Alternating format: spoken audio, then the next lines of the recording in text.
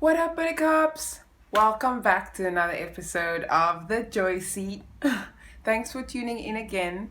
And I wanted to tackle today really about the curiosity of understanding yourself.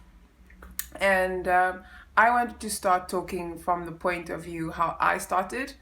And it was definitely through books and through stories. So, whatever you're consuming, whatever you're reading at the moment, whether it's like TV articles or, whatever magazines or TV shows or podcasts these days or things online that you are reading, that is ways that you are building yourself and ways that you sometimes indirectly are getting to know yourself. And I find that that is so important when you are trying to build a balanced life, trying to create joy in your life, trying to just have a deeper sense of who you are and know that you can define that and talk about it. So when I start speaking about getting to know myself, when I was a little kid, the first instincts, of course, is to imitate.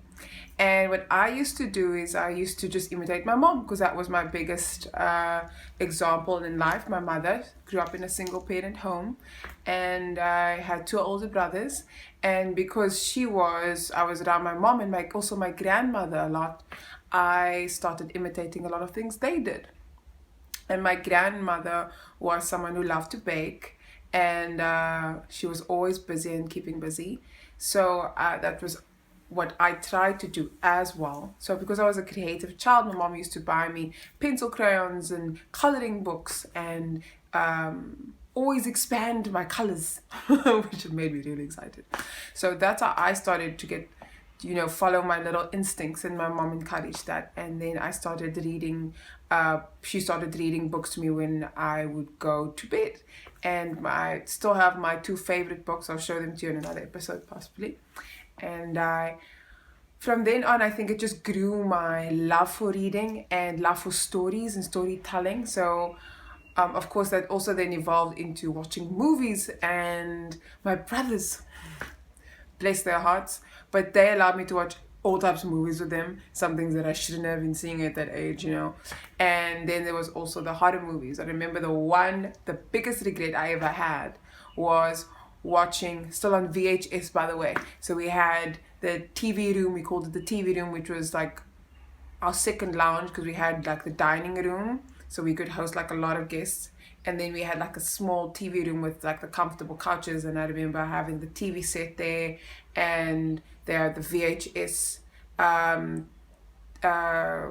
player, yeah, and they had hired movies from Blockbuster or whatever we were using at the time, Mr. Video, and they had I'd already watched Freddy Krueger. Like, I remember having seen it, and I was 4. I was like, why did they let me say that? But I fell in love with Johnny Depp, so that's fine.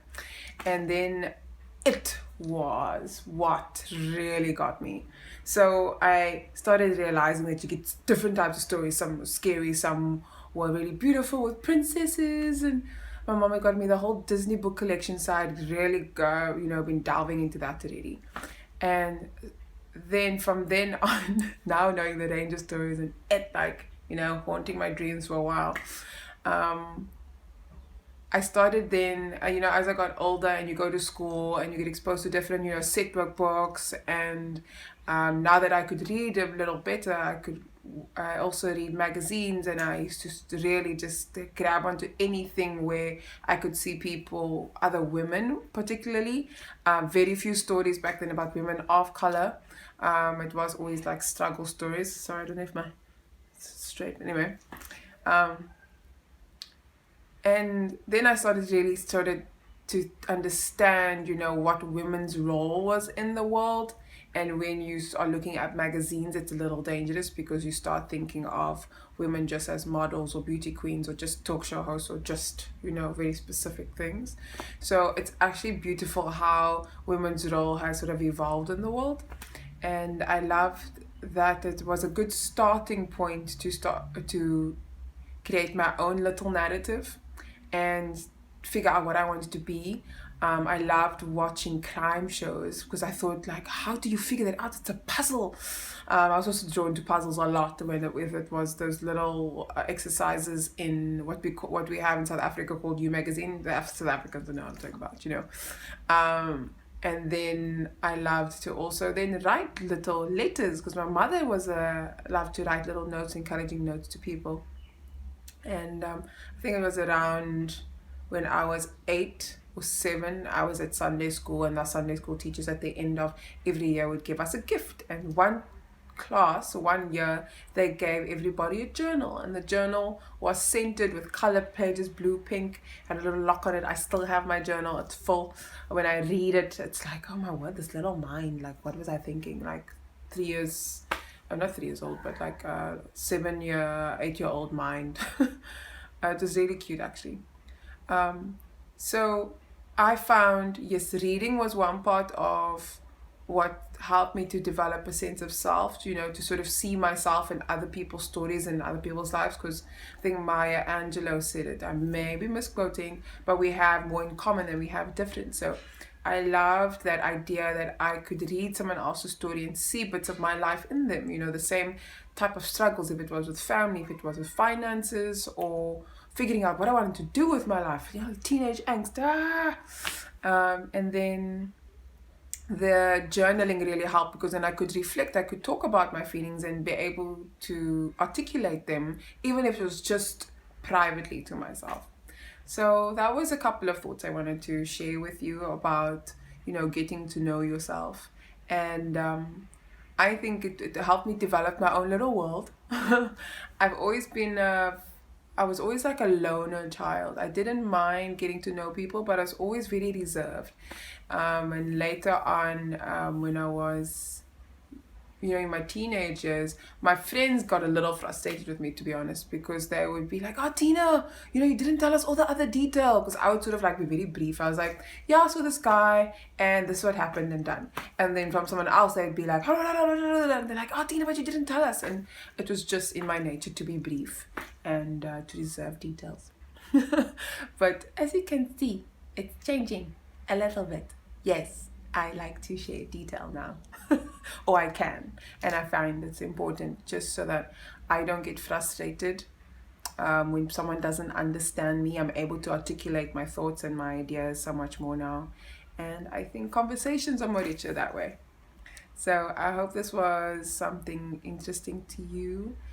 If you have any tips, please let me know. I wanted to say that I still read quite often. Now I read more non-fiction. So anything related to business and nutrition and food industry. And then I love just reading about, entrepreneur stories and other people's success stories. At the moment I'm reading Michelle Obama's Becoming, and I'm reading a book called Good to Great, and that's on business.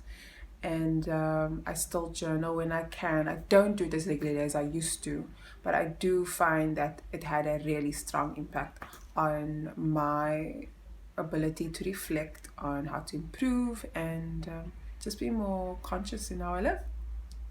Thank you so much for tuning in, Buttercups. I really appreciate it. And I look forward to your feedback. Comment, share, like, and let me know what you think. If you have any other topic suggestions, that would be great. And I'm going to share a little short clip later on how I'm planning the next episodes. It's really exciting. If anybody's wondering what's up with the head wrap, I'm really into head wraps at the moment because some days I don't want to deal with my hair. And it keeps my head really warm in winter. So yeah, guys, you'll be seeing it more often than not. Thank you so much. Bye.